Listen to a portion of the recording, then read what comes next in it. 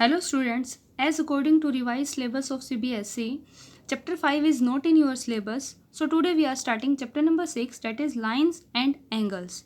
From name it is clear that this chapter is totally based on properties of lines and angles. Lines और angles की property पर base है और ये वो प्रॉपर्टीज़ हैं जो आपने पहले अर्लियर क्लासेस में डिस्कस कर चुके हो. ठीक है. So let us start our chapter with basic terms and definition. Our first definition is line.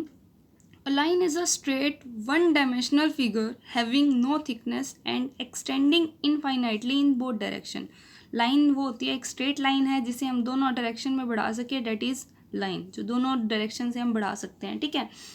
इसकी ना तो हमारे पास हाइट है ना ही विड्थ है, इसलिए इसे हमें वन डायमेंशनल फिगर बोला जाता है. इसके बाद आता है लाइन सेगमेंट.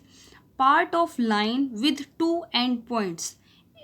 लाइन का एक छोटा सा पार्ट जिसके दो एंड पॉइंट्स आ जाए, मतलब जिसको हम दोनों डायरेक्शन में कहीं भी नहीं बढ़ा सकते, फिक्स लेंथ हो जाए जिसकी, that is a line segment.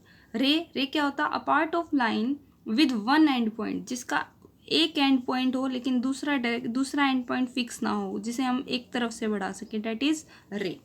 इसके बाद आता है हमारे पास collinear points. If 3 or more points lie on the same line, they are called collinear points. अगर एक ही लाइन पर 3 या 3 से ज़्यादा पॉइंट्स मिलते हैं तो उन्हें collinear points बोलते हैं.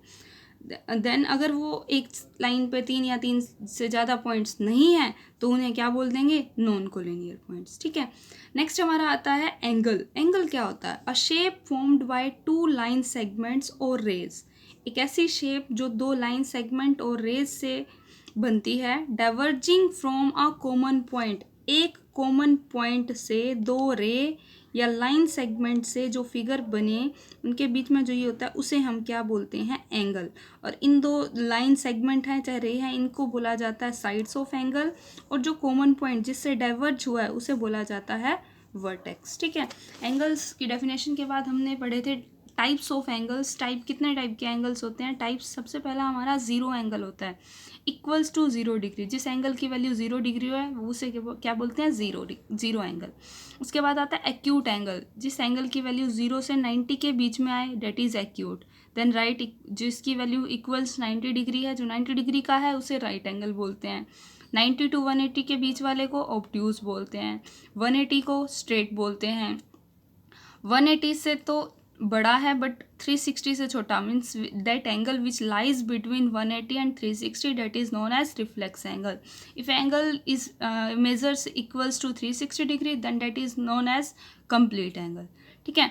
उसके बाद हमने पढ़ा था कंप्लीमेंट्री एंगल्स क्या होते हैं. दो ऐसे एंगल्स जिनका सम 90 डिग्री हो तो उन्हें कंप्लीमेंट्री बोलते हैं. Then supplementary angle. Two angles वो sum is 180 degree, then that angles are known as supplementary angles. जैसे कंप्लीमेंट्री का हम एग्जांपल दे सकते हैं 30 और 60. ये दो पेयर हैं एंगल्स के जिनको हम प्लस करें तो क्या आ रहा है? 90 डिग्री. इसका मतलब ये दोनों आपस में कॉम्प्लीमेंट है. 180 का हम एग्जाम्पल ले सकते हैं 90 एंड 90, मीन्स दो ऐसे एंगल जिनको मैं प्लस करूं और 180 आ जाए तो उन्हें क्या बोला जाएगा? सप्लीमेंट्री. उसके बाद आता है adjacent angle. Two angles are adjacent if they have a common vertex, common arm and don't overlap, that is their non common arm are on different sides of the common arm. मतलब दो ऐसे adjacent angle, दो angle ऐसे angle, उनको adjacent हम तब बोलेंगे जब उनका एक कॉमन वर्टेक्स हो, एक कॉमन आर्म हो, और जो दो दूसरी आर्म बच गई उन दोनों एंगल्स की वो अलग जगह, मतलब दूसरी जगह हो. जैसे हम यहाँ बात करें, एग्जांपल लें, ये आपके पास 3 एंगल हैं एक्स वाई जेड. अगर मैं एक्स और वाई की बात करूँ तो ये कॉमन वर्टेक्स ओ कॉमन वर्टेक्स हैं. इस एंगल एक्स के अगर आर्म्स देखें ओ ए एंड ओ बी, दो आर्म्स हैं. वाई की आर्म्स देखें ओ बी एंड ओ सी, दो आर्म्स हैं. इसमें ओ वर्टेक्स कॉमन हो गया और ओ बी लाइन कॉमन होगी. दो चीज़ें हो गई, common vertex and common arm. लेकिन तीसरी चीज़ हमने ये देखनी है, जो दूसरी आर्म बच गई इसकी क्या बची है? ओ है. इसकी क्या है? ओ सी. वो कह रहा है इस साइड के दोनों दूसरी तरफ होनी चाहिए. एक इस तरफ है तो दूसरी उस तरफ होनी चाहिए. तो hence x and y are क्या है? Adjacent angle. ऐसे ही अगर एक्स और जेड को देखूं तो इसकी आर्म्स है ओ ए एंड ओ बी, इसकी है ओ सी एंड ओ डी. कोई भी कॉमन आर्म नहीं है तो ये दोनों एडजेसेंट नहीं है. अगर हम शॉर्ट वर्ड में कहें तो एक एंगल के ख़त्म होते ही जो दूसरा एंगल शुरू हो जाए ठीक है, दो एंगल को एडजेसेंट देखना है तो एक के ख़त्म होते ही दूसरा हो जाए तो उसे हम क्या बोलेंगे, एडजेसेंट। अब यहाँ देखा जाए ये एंगल एक्स है AOB, और AOC जो है वो आपका वाई एंगल है, ये पूरा।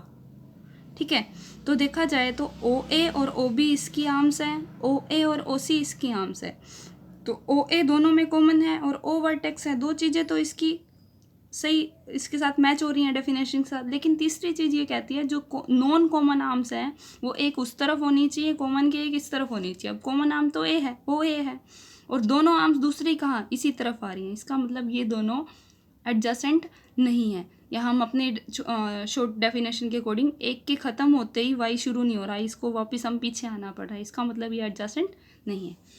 उसके बाद आता है लीनियर पेयर, दो एडजेसेंट एंगल दो जिनका प्लस 180 हो। यहाँ था सिर्फ दो एंगल, वो जरूरी नहीं एडजेसेंट होंगे या नहीं होंगे, लेकिन यहाँ कंपल्सन है कि एडजेसेंट एंगल होंगे, उनका प्लस 180 होगा, तभी उनको हम लीनियर पेयर बोलेंगे। वर्टिकली अपोजिट एंगल होते हैं, दो लाइन क्रॉस करती है तो ये वाला पेयर इसके साथ वर्टिकली अपोजिट होता है, ये वाला इसके साथ होता है। ओके।